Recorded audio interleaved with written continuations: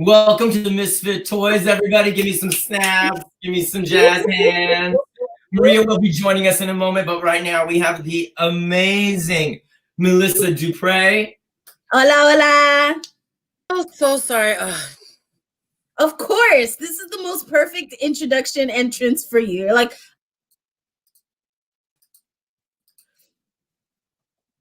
there you are. She likes to be on top, Melissa. I could, she did that on our first introduction, our first conversation. It was like, so you're Switch, right? Mostly a bottom, but my daily life I'm a top, Okay, well, I'm a power bottom, so that yeah, I think that's more accurate for sure. Well, hi friends, I'm also a Pisces, Aries, cusp, Leo rising. Oh my God, I'm a Scorpio, Sagittarius rising. Oh shit, no wonder we fell in love. Exactly. I'm Aquarius, Cancer, rising, Gemini moon. No wonder. That explains so much. Welcome to Misfit Toys Astrology Hour. Today, we are going to be telling everybody what's going to happen in the next 3 months. So, Melissa, you're Miss Cleo Melissa Dupre. What do you predict is going to happen for the rest of November and December this winter? Can you give me the predictions of winter, please? Well, my ghetto affirmations consist of this. You should totally be protective of your energy and make sure the fuckery stays at least 6 feet away from you. At least, if not more. And you should bathe with the crystals of the moonlight to make sure positively that you are not allowing any negativity in your life, because why? We're already in the 7th circle of hell. So you just want to either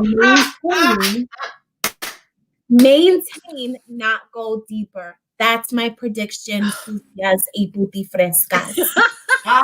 Yes. Oh my God, that was amazing. Walter Mercado, who? Like, it's I wanted to call you Boom Boom Dupre because that's what I see. All the way in Wales.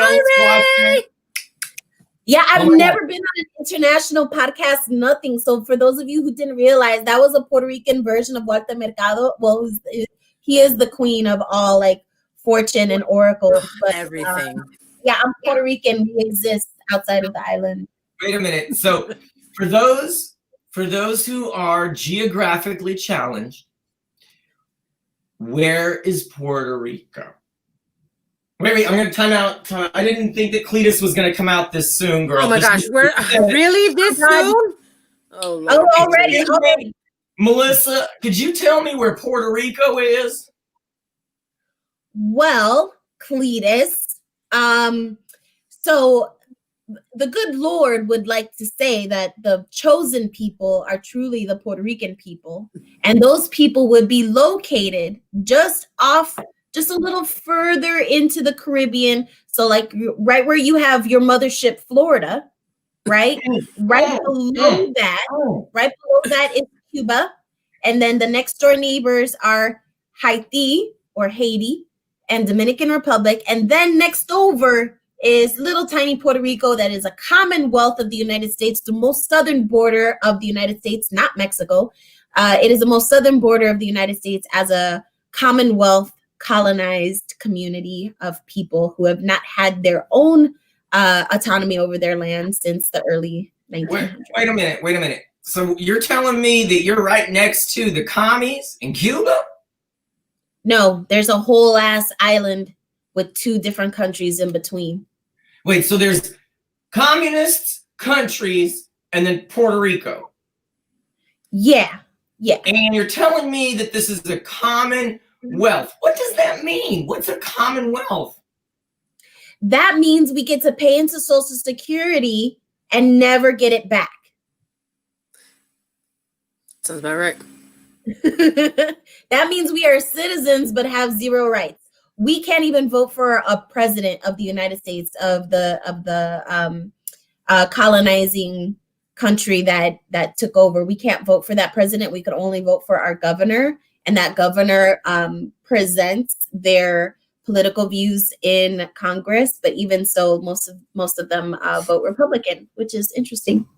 So, do you get to vote?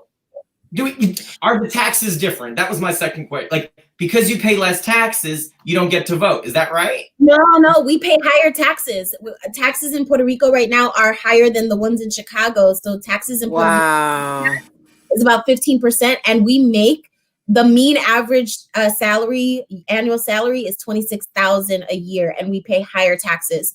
Also, the taxes that come out of the paycheck that go into the federal government, we only get 33% of that when we try to retire. So the Social Security that we pay into 100%, we only get 30 back.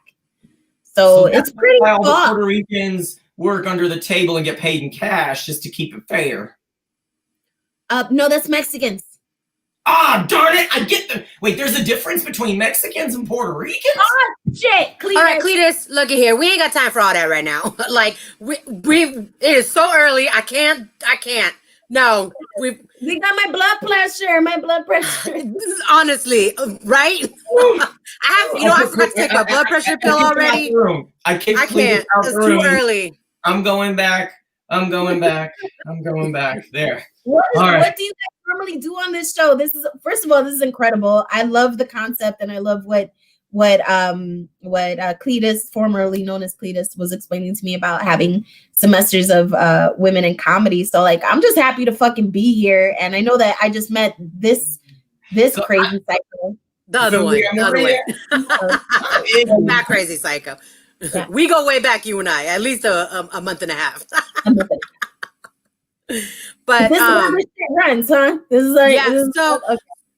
That's to explain to perhaps maybe the few of the less aware and just knowledgeable viewers, because let's be honest, most of the middle America has no knowledge of any of the things we were just talking about. Right. So that's when Cletus likes to pop up. And while I, try to be understanding of Cletus, I can only take so much Cletus because we have to see Cletus on a daily basis. And I'm just like, okay, you know what? We got Cletus out the White House. We just got to bear down. We got Grandpa Cletus. There are many Cletus. Cletus. We got a lot of Cletuses because this is true. I was like, America has been through a lot. We had a pandemic. We had hurricanes. We have killer wasps in our on top of fires. On fires. And I'm like, it's too much. And I'm dating you. Oh, that's right. Kobe Bryant died. Kobe died. That should have sent us. I think that kind of just set the like it snowballed after that. Like it just another. And then we've almost made it through the whole year with the whole $1,200 we got from the government to live off. Oh my God, girl. A whole year on $1,200. Mm-hmm. What do they think we are, Puerto Ricans? I love me some Puerto Ricans. I'm not gonna lie. The food is just a little like I love like Central American and like South American, like the islands and all that. The only thing is just oh my God, con crema y queso y todo. Oh my God, casamiento. I think you guys call it something different. I'm not sure. Because I have a lot of friends who are Salvi, so they have a lot of similar dishes. Yeah. But I don't know what you guys call the black beans and rice, or if you guys have that same dish. So that's con gris. Arroz con gris is mostly Cuban. Okay. But yeah. Arroz con habichuela, white rice, and red beans, or arroz con gandules, which is the pigeon beans and ham inside of it. Ooh, and I know, let anybody tell you, my rice is the best. Oh my God, I want to.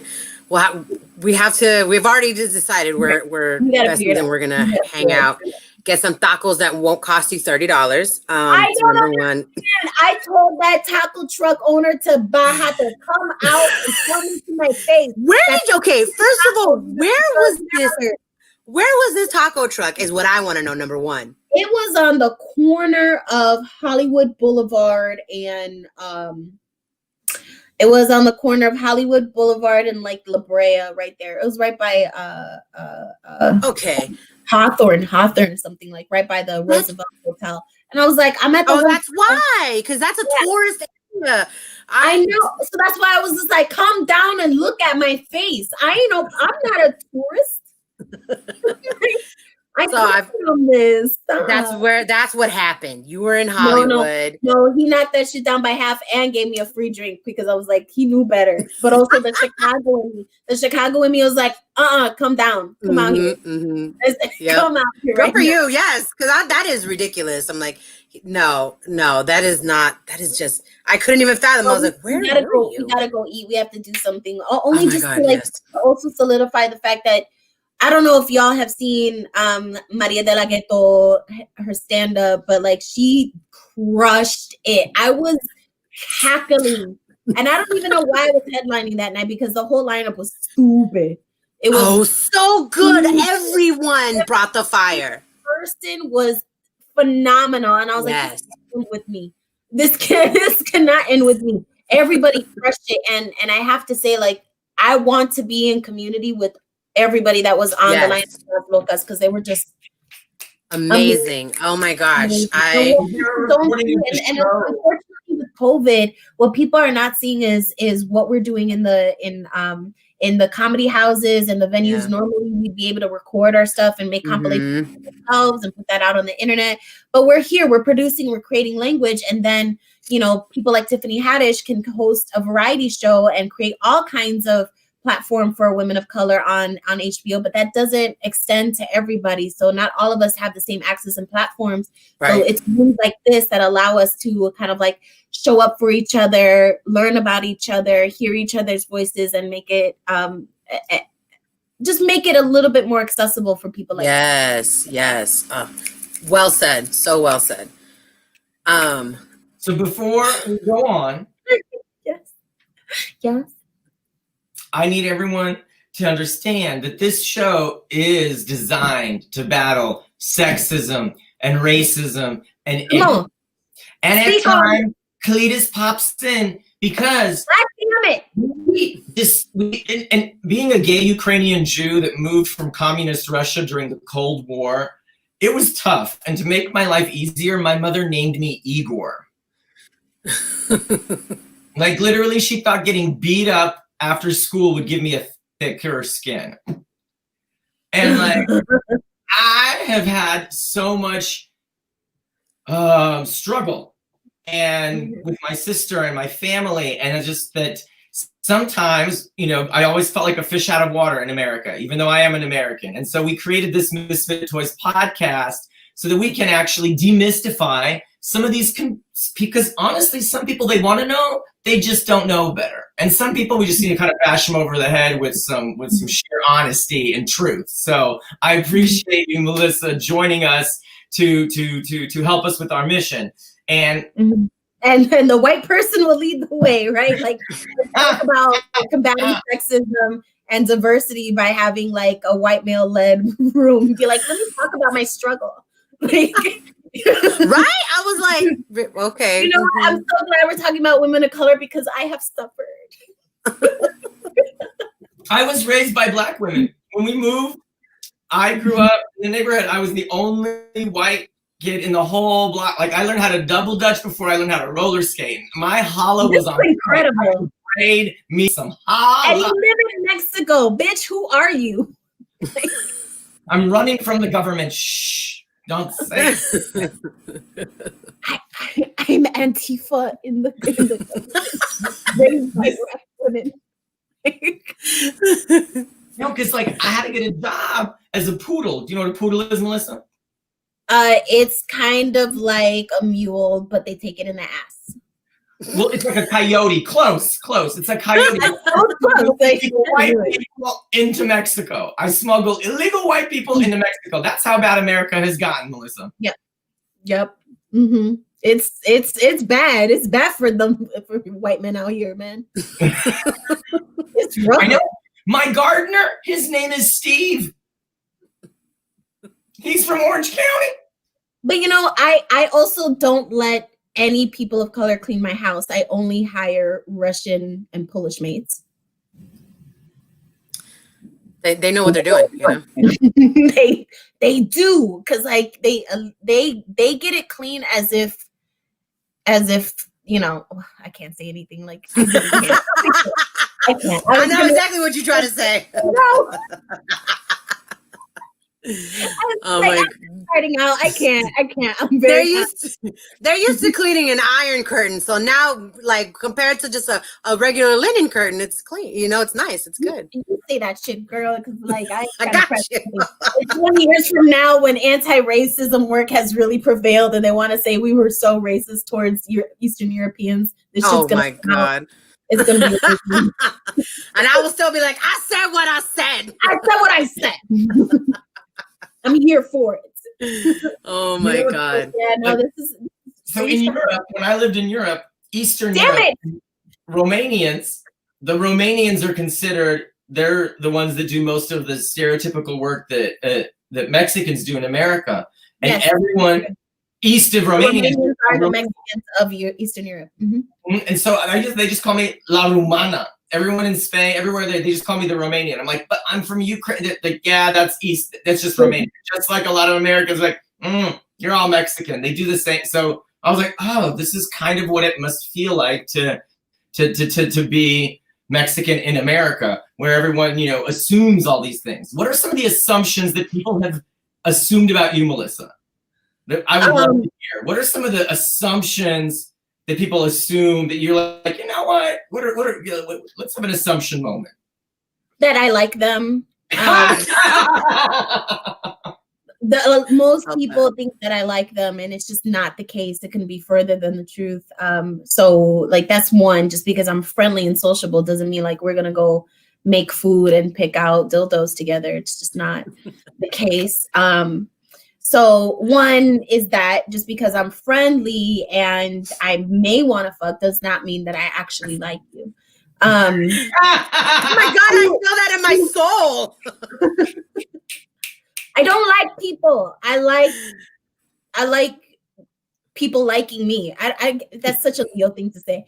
But yeah, that's one. And then the second assumption is that I'm not Latina at all, because my name isn't Latin sounding or Latino sounding, and I am Black presenting. And so just even within the diaspora of Latinx demographics, I present as mixed. So the first assumption is like, what you mixed with? Black and what? And I was like, funny you should ask. Colorism prevails in our demographic. I am Puerto Rican on both sides. My father's Puerto Rican and my mother's Puerto Rican. My mother is a white Puerto Rican. My dad is Black Puerto Rican, because race and ethnicity are two different things. Thank you. They're two different things. And my last name is Puerto Rican because not only do we have a Creole French colonizer in our history, it's Haitian by descent. So yes, race and ethnicity are not the same. So my last name is Haitian. It's French colonized, French and Black. So the Dupreys have a really strong lineage. When the Middle Passage kind of stopped in the Caribbean, and then they separate. So some places stayed in Haiti, and other places, other tribes of the Duprey family went into New Orleans. And my New Orleans Duprey family originated the jazz solo, what we now call the contemporary jazz solo, through a clarinet soloist. Wow. I have roots in New Orleans from that like really French Creole roots of Duprey, and also Duprey because Puerto Rico has a lot of criolla roots as well. Wow. That is rad. I absolutely love it. Comedy in Wales. That's a Comedy in Wales and BuzzFeed. Hey, BuzzFeed. So I wanted to ask about I want to just hear more about like how you got into comedy, your experience in comedy as a woman of color. Like, let's tap into, let's unpack that a little bit. You know what I mean? So, it was it's a comedy for me was a little accident. I'm a solo artist. I'm a classically trained theater actress. I went to school at the University of Houston and got my degree in performance. I have 8 years of theater and 8 years of Shakespeare under my belt as a degree. But in Houston, you're only pipelined into 2 different avenues. The Alley Theater Company, which is a regional theater company, it's ensemble based. It's very hard to get into if you don't have a penis or if you're not white. And then the Houston Shakespeare Festival, which is very diverse. It's super fun, but you're also very likely to never be cast as an ingenue, most likely combating other people of color for like supporting roles or roles that would entail like comedic relief. And I just I knew I was going to want to do more than that. So I moved back to Chicago, which is my home base, try to look for work. I still couldn't find work for people who look like me because I'm not Black enough for Black theater and I'm not white enough for Latino theater. So it's like a weird place to put. So I did a lot of solo work. I created solo work. I wanted to tell my story. And it just so happened that naturally I'm a little bit funny. And so I was like, how can I make this even funnier? So I took a stand-up comedy class, and my mentor, Ken Gar, who is the mero güero, he's a white guy raised on the south side of Chicago by Mexicans. Exactly. You exist in multiple places, trust me. He called the Chicago booker that books a lot of Latino comics, and it says, you have to see this girl. That was a Friday. I took a class a Friday. The booker called me for a sold out Sunday comedy show called Fajitas and Greens and everything. Oh my God, I love it. And my first stand-up, my first 5 minutes was in front of 300 people. And the booker pulled me up to the stage and said, here's the mic, here's the pit, there's the light, don't fuck up. No pressure. No, I was like, what is this? And so my first 5 minutes, I was nervous, but I pulled it from my solo work. So I was just performing. But my comfortability in being an actress and performing kind of curved those normal first comedy jitters that most people have getting in front of the mic that are not used to performing, not used to acting. And I had been acting for 20 years. Right. So that was a normal transition for me. However, it was the content, it was the writing, it was like changing it from theatrical to stand-up, which has a very different formula, and my punches look different. My setups look different, and it just kind of blew from there. I've been at Zany's, Laugh Stop, Laugh Factory, all the comedy clubs here in Chicago, and then toured around a little bit. But I also got to take my solo shows in places. So while I was doing my solo shows, then more theater started opening up for me, because the only way people were going to see that I can act was if I wrote that shit myself. Right. Oh my God, that is amazing. And you're not a little bit funny. You're a bit funny. That show, I'm telling you, y'all, like you definitely were headlining and were the headliner because you killed it. I was cackling like Ursula in freaking Little Mermaid. I didn't even get through my new material. I was just like, we were just having a good time. And that's in this virtual world and being in the room, because like we were like us right now. Like I don't see who's watching in Wales. Like we're having a conversation right here. And it was so comfortable. It was comfortable. We were just talking and shooting the shit, and other people were dying, and I would have no idea. That's just one thing I really missed. What about you guys? What do you miss? Oh, what do you miss? My God. Is it the getting paid in whiskey? Like, what do you miss? All of it. Oh my God. So I did some live shows this past month and a half, and it was the first in 8 months. I've been in quarantine hard for pretty much the whole time till this past month and a half. I was like, okay, I'm going to go do these live shows, COVID compliant. And it is just such a different feel from doing Zoom shows. Even though you're hearing people laugh, it's like you feel the energy. It's so different. And like hanging out and socializing and meeting different people. While I appreciate meeting everyone, like if I wouldn't have met like someone from Chicago, I don't think I would have met you. You know what I mean? Like I love that so much. That's what I really appreciate about the Comedy Network now, like through Zoom.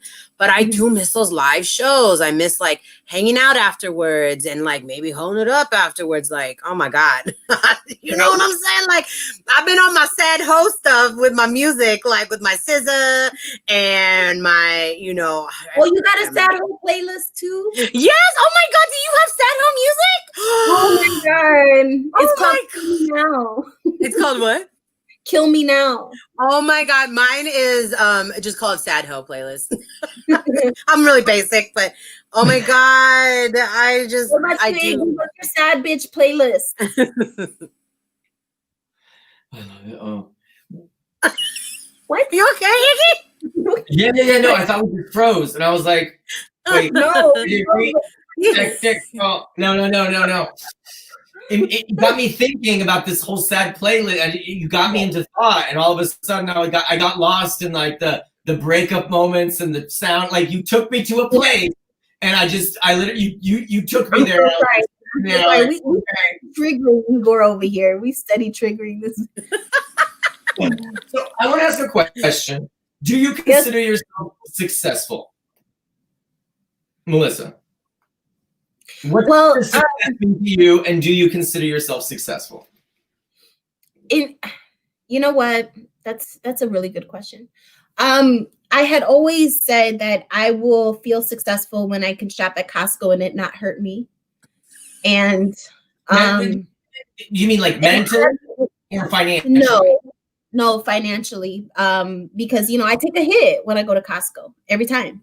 And it's not the same kind of hit as Whole Foods. Whole Foods, you buy 3 or 4 things, it's $200. Costco, you buy 3 or 4 bulk things, it's $300, but it's still a hit. Like I'll feel that and be like, I guess we're eating salmon for a month. I love those salmon; they're so good. Yo, that wild card is the life. So, do I consider myself successful right now? Here's how I put it into terms, and this is what really motivates me and allows me to be in a place of gratitude every single day. I'm a full-time artist. I pay my bills. I have a home. I have a car. I have my family. I have my health. And I feel like I'm thriving as a full-time artist, which is the only thing I ever thought I wanted to be. And so just even define full-time artist for those who don't like, what does that mean, a full-time artist? I have monetized my brand to make sure that my artistry pays for my way of life, my survival. Your art and inspiration. He's so much more romantic. I get paid, bitch. Like I get paid. No. I get paid to do what I want. That's it. Your passion pays. That's an amazing accomplishment because very few people get to that point in life where their passion pays. Exactly. Their inspiration covers their food and their home and that's a really big accomplishment. And it's passion, but also I think a lot of people have passion about what they do. I think a lot of people have passion. I think that passion isn't what pays you, right? It's your dedication and it's your willingness to be absolutely resilient, creative, innovative, and persevere every single day to hustle and to make sure that you are connecting, you're networking, you're developing your craft, you are business minded, and that you take control, because I did not in any part of my career wait for somebody to hand me anything. I created my solo work. I paid for it. I self-produced it. I wrote, directed it, like all of that shit from day one. If you have the ethic of I'm going to get it done from day one, that's what you dedicate your life to. It's not so much the art. It's the integrity behind the dedication of, are you going to let yourself fail? You have to ask that every single day. And so people have passion. And a lot of people have tons of passion, but not everyone has the know withal to figure out how to feed it. Yeah, it's the drive, and it's really about how to make this work for you. So your dedication you've been doing this for a second, because a lot of people think that it just happens like that. But you've been training hard, you've been dedicated, and from what I understand, you're about to be on Grey's Anatomy. Yeah, so like a lot of people are like, "Who's the fuck Grey's Anatomy?" Working hard. I do it all the time. Grey's Anatomy. Well, let me tell you. So, I've been watching Grey's Anatomy since season 1. My mother and I made ritual every Thursday. It was I could have been like pulling all-nighters in college and working both my jobs, but every Thursday I stopped what I was doing and made sure I was watching Grey's Anatomy with my mom. And when she passed away 4 years ago, I almost did not survive that. She was my best friend. I was raised by a single mother, and I had lost a baby like 4 months before her. And so I had my 6th miscarriage, and I lost my mom within 4 months of each other in 2016. I was going to lose it. But because I couldn't get access to a bereavement counselor, I couldn't get access to mental wellness resources. I was on a 6-month waiting list for a therapist. I was on Medicaid. I learned a lot about the medical industrial complex around my grief and my pain and my loss. I discovered a spiritual practice, and I made sure I stuck to that spiritual practice. And it's all about gratitude, and it's all about paying homage to your ancestors. And sure enough, after I've been doing this nonstop, I got the fucking Grey's Anatomy audition. On a Wednesday, I submitted a tape. On Friday night, my agent calls me and said, "You're it. Be in LA by Monday for your COVID test." And I had to drive from Chicago to LA, and the whole time I was sobbing. I felt my mother with me. I was like, "Bitch, you showing off. You showing off. She got that for me." And if that was not like a testament to some miracle working, I don't know what is, because I've been a part of the ABC family since 2014. I was in the ABC Diversity Showcase, and I never booked a show, never booked a pilot. Not when How to Get Away with Murder just came out. I still couldn't get that show. I never booked anything, and I booked this, and it's just that much more meaningful for me. I'm glad I didn't book anything so I could have this role, this opportunity, this moment right now. Girl, let me just. I'm getting goosebumps. That gave me goosebumps for real. I'm getting Matthew, what are you asking? What are you asking, Matthew? Did I quarantine in a Papa John's? I don't know if who is he talking about? Like, I don't know which three of us is he talking about? I noticed that right now. It's like, what the fuck? Is he trying to talk smack right now with that ridiculous, like, 2006, like, haircut, looking like he's going to start singing My Chemical Romance? Like, I'm sorry. But who are you trying to clown on right now? I'm sorry, where's your show? I'm sorry, who are you? Who the fuck are you talking about, bro? Like, I don't know. First of all, Papa John's is trash. That's trash. Stop, get out of my head. I was going to say that. I was like, Papa John's, if you're eating Papa John's, your boo-boo smells horrible. Oh my God. First of all, he looked like he smelled like milk. Okay, so there's that. Ew. Or milk and onion fields. Okay, second of all, that busted haircut with the like wannabe like I don't know smoky eye, looking like he was just crying, listening to Sarah McLachlan or whatever he was into. Get out of here! Oh, that's a joke for you, Maria. She goes, I know. I don't listen to Sarah McLachlan. I listen to Sarah McLachlan. Like, come through. We can handle. Like, I'll roast you real quick. I saw your one picture for 2 seconds, and I was like, who are you? I read your whole life. Whole life. Oh my goodness. Oh my goodness. God. You know what he looks like? He looks like. Did everybody see the documentary on Netflix of "Don't Fuck with Cats"? I keep meaning to watch it. What is that? Oh my God, you haven't seen it? Then you can't get the joke. He looks like the guy that made the video, and all these hermits that live at home just scavenging the internet for cat videos. Oh my God. Traced them back. Thank you. Traced it back to this one Romanian perv. He's definitely not Romanian. This guy on here looked a little inbred. Who killed kittens on the internet? Yeah. And so like the documentary is like "Don't Fuck with Cats," and it's about how like these internet internet trolls Yeah. cracked the case because they were so good at finding like little. Oh yeah, for They sure. were beating all the FBI people and the KGB from finding it. I'm not surprised one bit. Like honestly, it was probably a group of Scorpios because we will find anything. They're Virgos. They're probably Virgos. Oh, you're right. You're right. Because you know, Virgos, if you look on that list, it's like the signs that are most likely to be serial killers. Virgos. Are you gonna give us a little tour of your place? Can you like give us like where I'm secret? Well, I'm going to where I didn't realize my battery was running low. I put my Christmas tree up because oh my God, you're so cute. I don't even like Christmas and it's cute. I was totally depressed. So, you know what make me happy? Did you see my Instagram where I twerked for Christmas on November 1st? Yeah, go to my Instagram and play it. Play my November 1st Christmas, my first TikTok. Let me see.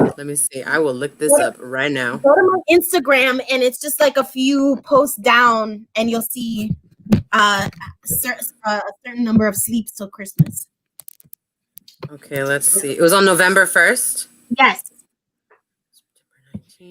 I want you to play it for everyone. Okay. While I just moved to my what your story. We have a moment on the show we call it the monologues. What lessons has your mama taught you? What were the 3 things that your mama has taught you that you think the world could really benefit from? Well, okay. I have 2 moms. I was blessed to have a mother, and then I was blessed to have a tremendous second mother. I call her second mother, not stepmother, but that's what she is. She's a stepmom. So my biological mother taught me that there is nothing you can't do on your own if you really wanted it. She taught me that literally I don't need to depend on anybody, and I shouldn't. Even in a relationship that that man wants to take care of me, whatever, she was like, always have your own. Make sure that you depend on no one, because then if you fall flat on your feet one day, you can definitely get up. And she taught me that there are no gender roles in that. You know, she was always the mother and the daddy to me. I do have a daddy, but she was a carpentress. She just did everything. There was nothing that was out of limits for her. And I think she really instilled to me that there is nothing I can't do if I wanted to do it. My stepmom, she is a beautiful, smart, strong woman who said, don't stop at no unless that's the answer you want to hear. I like that. Unless you're okay with stopping there, don't accept no for an answer. There's always a better price, a manager. There's always someone willing to break the rules for you. There's always someone that you could appeal to. There's always someone that's going to help you get your way. So, don't stop at no unless that's the answer you want to hear. I like it. And then the third thing I will say, my godmother taught me in my new spirituality. I was blessed with having a new godmother. And she taught me about the idea of self-care and self-preservation, is that you have essentially 2 hands, right? And what you give to someone is within your hands. But what you give to other people can only be up to here. Because if you give everything else, you can't even use the nub of this for functionality. Boundaries, man. If you could just give up to here, and it's just hasta acá. Me doy hasta acá.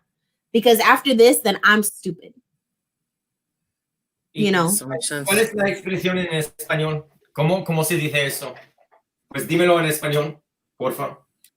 Bueno, no sé si hay un refrán, pero me dice, yo te lo voy a dar mis manos, pero hasta acá yo voy. She would just always do this, but she's the one that taught me, is like, you have to leave enough for yourself. Absolutely. That is great. Those are the 3. I just wanted to mention I found this amazing video of you twerking for Christmas. I don't know if you can hear it, but that's my favorite part right there. Yeah. Oh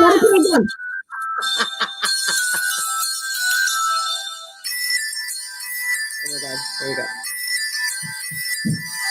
You trap.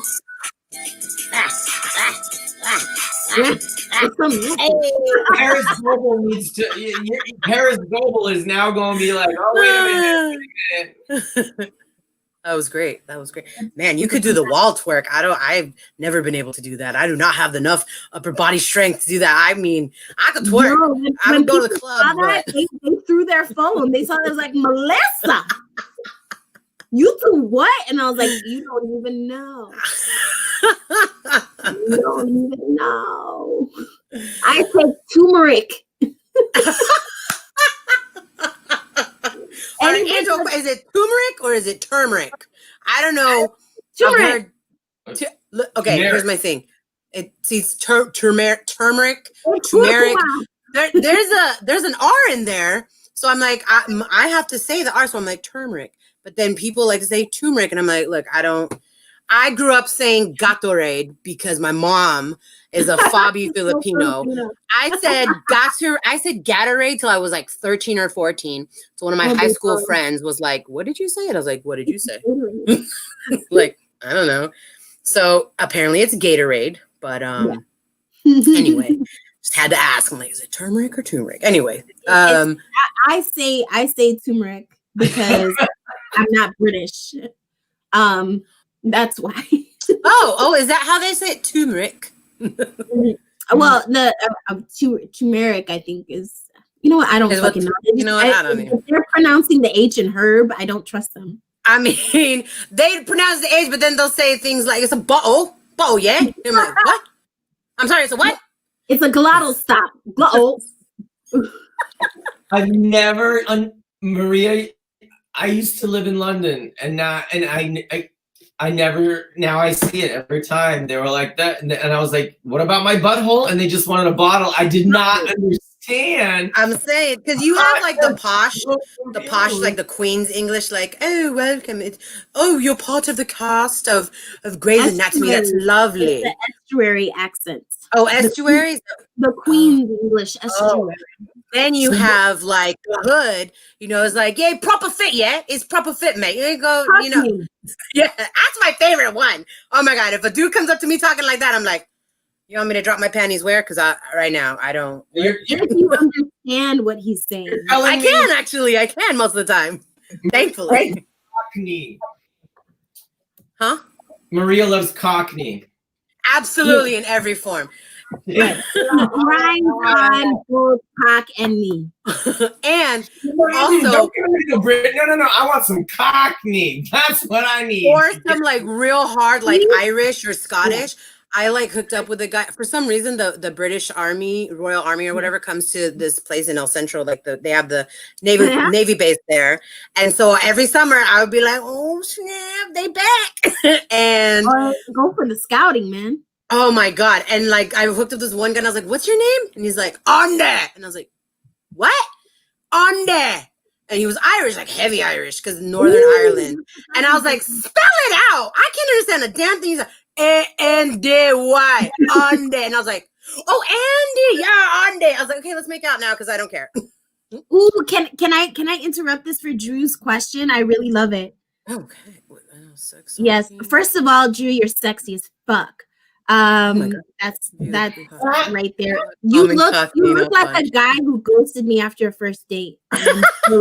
I'm still looking for him. I'm not even mad. I'm just like, where'd you go? 15 years later. So he asked, Sexomedy and Sushi Frito are bio solo shows that they are definitely from parts of my life that are real. And I'm a hypersexual person. I'm also really invested in the dichotomy of language and intersectionality. So I create a lot of language in Sushi Frito where I blend, like I take kale and quinoa, but I put adobo on that shit. Right. And so that's what Sushi Frito is about. Brujaha, he wants to know if Brujaha is bio. That is a fiction. It's a full-length play, an ensemble-based play that I wrote, but it is rooted in the spiritual journey that I did take when my mother passed away. So I am a practicing. God, I didn't think I'd say this in person, but yes, I practice brujeria. I practice a religion called Lukumi, which is under a Yoruba religion, which is an African-based religion. Right. Yes, so I do a lot of spiritual ceremony, and my weekly forms of worship are to orishas and my I was ancestors. just gonna ask you about that.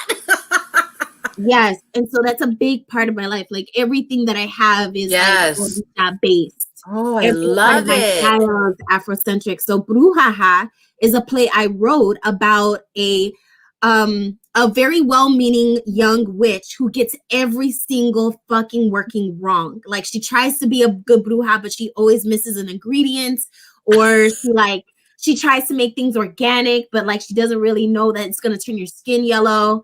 Like she wants to be a new age witch, but she's really not taking into account and serious the tradition and the value, and that some things have to be very rigid in their ingredients and in their preparation, because that's the way that it is. And you can't just come adapting shit just because you want it to be new, or you think that you have some power.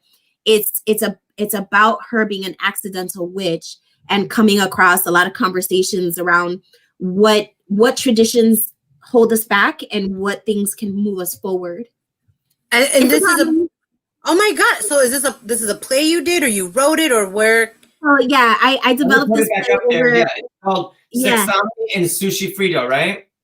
Oh well, those are my solo shows, but Brujaha the Brujaha was selected at 16th Street Theater here in Chicago for development in what year are we in? 2019.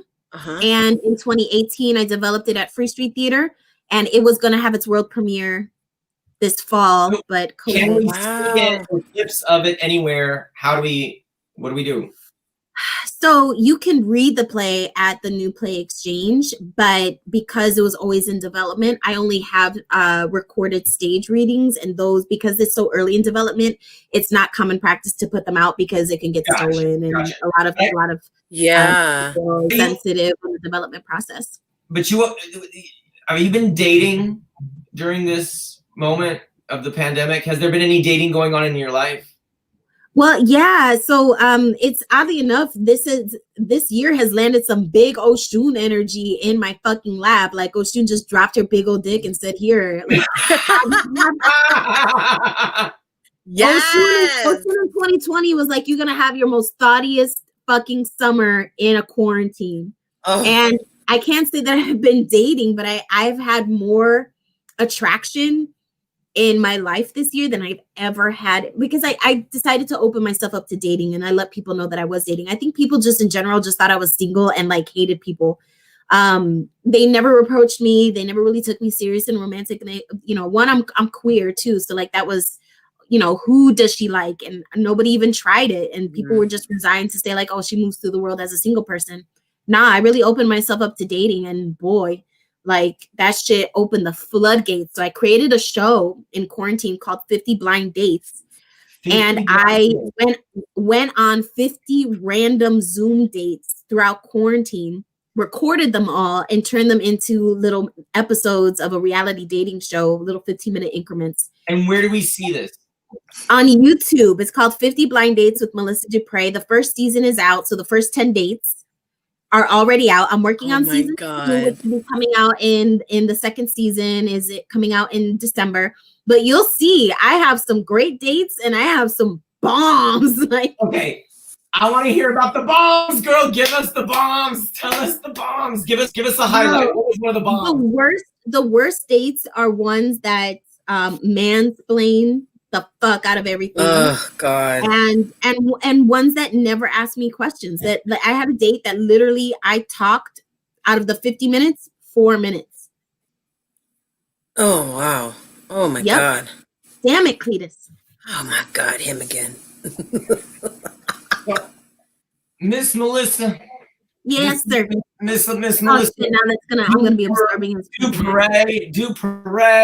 Miss Melissa Dupre. It's Dupre. Yes. Dupre.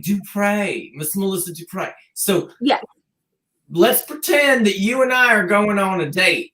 What would you love to womansplain? Here is your chance to womansplain to all the menses in the world who are about to go on a date what they need to do or don't do. I don't know.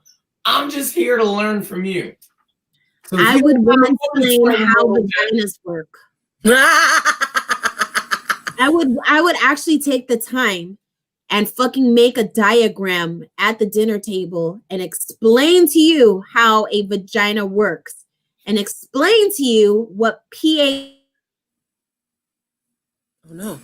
We lost her!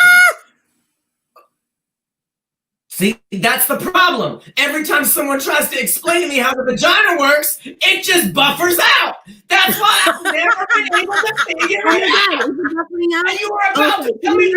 It did buffer out. We just was gonna learn about. I said. The world just doesn't want me to know. Okay, say it again. Oh wait, did she go? No. Oh, no. No, I'm here. Okay. I'm here. Take two. I would make a diagram at the table and explain to Cletus how the fucking vagina works and how pH and bacteria works in the vagina. Because you look like you don't wash your dick. Onion fields and milk. Cletus, you look like you don't wash your fucking hands. And you want to get this wop? Nah, son.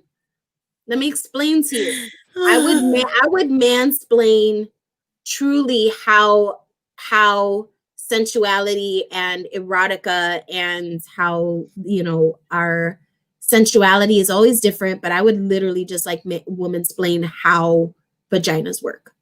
So basically, for everybody who's watching, if you want the vagina to work, it's called soap. Use it. Start with the basics. Soap. Wash! And then wash again, because you probably didn't do it that great the first time. That's 100. I don't know, like, just from hands, I've gotten, like, my pH thrown off, and just, now, I mean, like, this is how much, this is, like, we're talking about sad hoe and the things I miss, and reminiscing.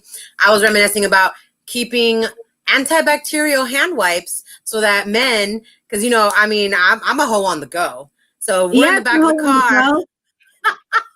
I'm in the back of the car. I'm like, here, wipe your hands first with these sanitizer wipes. Dating a DJ, because I was dating a DJ and I would be like, he'd be do all kinds of things. No. And I would like put my shit in the car, and I was like, get you some alcohol wipes. I love Ray Turner. He's so active. Ray Turner is amazing. Ray is like, he's been such a supporter. And this time has been really, honestly, it's been really challenging. And having this forum where we can be so disconnected, but so connected at the same time. And it's just this strange kind of, where like, I feel so close to the world, but at the same so far apart. And the fact that you came to share this hour with us, and your story is epic and inspirational. And the fact that, there's so many people who want that quick fame, they think that this is something that you just snap your fingers, and here is someone who's put in the work, and the proof is in the dedication.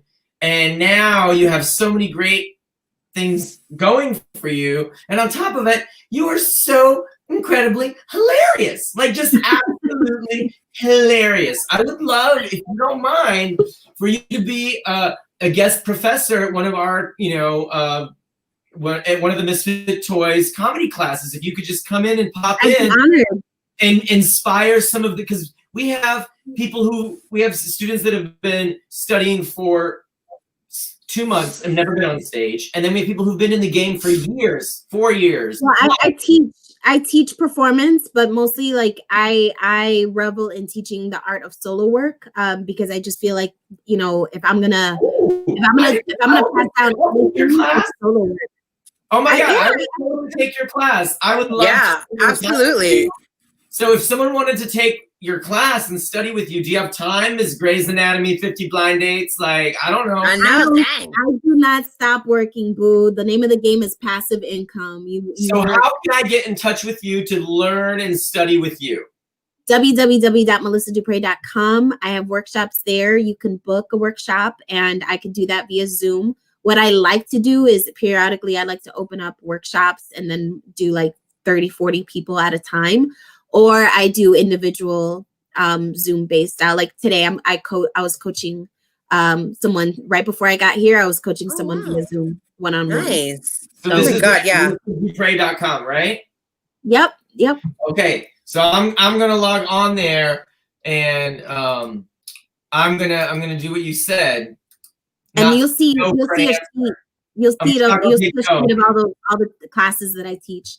So I would love to. I'd love to make a 4-week kind of like curriculum for your students specifically. That would be amazing. We need to chat about the art of comedy. So we have 5 minutes left. What is one lesson, one little note that you give your students? What kernel, what seed can we plant in those that are watching that will help them become better performers and more successful? What little seed would you like to give to all of our viewers and everybody watching before we go? I would say do your bravest work. And what I mean by brave is that it's very easy to do the things that people think you're going to do and be predictable or like make the same choices as somebody else, especially being an actor. We all get the same sides. We all get the same script. And we pretty much all make some of the same choices. And it's just a matter of like what fits. And I always say, like, if you want your shit to stand out, make the bravest choice, make the bravest work. And that the bravest work is always going to come from an authentic place. So you can only be you. Everybody's going to make the same choice, but only you are going to make that choice look like you. And that's going to be interesting. I love it. I love that. And Maria, does that not align with one of our Misfit Toys principles, which is using your vulnerability? Yeah. Oh yeah. Sure. I mean, I think it's just a universal concept of like in the entertainment industry, you know, your most vulnerable, your most authentic work is going to be your best. Like that's right. Just facts. So I love the correlation of vulnerability and brave. Like in the face of your most vulnerable, be brave. You know. Yeah. It's brave work to be vulnerable in that space. So I think those two go very hand in hand. Absolutely. I love it. I'm so glad. This was such a nice hour. I'm so glad I got to spend it with you both. I know. Thank you so much. Oh my God. Fun. Also, I wasn't lying. Drew hit me up on my DMs. Tell your friends too that I'm a bit. They like them some chubby Asian Latinas. What's your social, girl? Like, if we want to find you on Insta, is it just at Melissa Dupre? No, it's Boom Boom Dupre. Boom Boom Dupre. Is that a nickname? I want to call you Boom Boom. I just want to be like, what's up, Boom Boom? Hold on. All of my handles are Boom Boom Dupre. At Twitter, Instagram, Facebook, it's Melissa Dupre. But Twitter and Instagram, it's at Boom Boom Dupre. Boom Boom Dupre. We're following you now. If you don't, I don't even know. This has been. And I'll see everybody tomorrow. Grey's Anatomy, 8 p.m. Central, 6 p.m. Pacific. Okay. This is not just a one-off. I'm one of the new interns for the season, so I'll be sprinkled. I'm just sprinkled in and out. Yes. I love it. I love it. Yeah. So that's amazing. Yep, 8 p.m. tomorrow. Grey's Anatomy. I think I've seen maybe 1 or 2 episodes ever. And I know. But I mean, it's not that I don't want to watch the show. I just never have anyone who's into it, or I'm just like, whatever. But I would watch. I'm gonna watch starting tomorrow just for you, okay. Boo. I love you. Thank you. And post up. Post up, send me a message. I love you. Please don't be a stranger, and I will hit you up ASAP. Yes. Oh my gosh. You guys. Thank you for gracing us with your presence. Gracias, papá. Gracias. Increíble. Gracias de verdad. Besos. Oh, de nada y gracias a ti. Ténganse cuidado ahí. You know, you with your multiple identities. 100%. All right, I love you guys. We'll talk to you. Love you. Toodaloo, mother.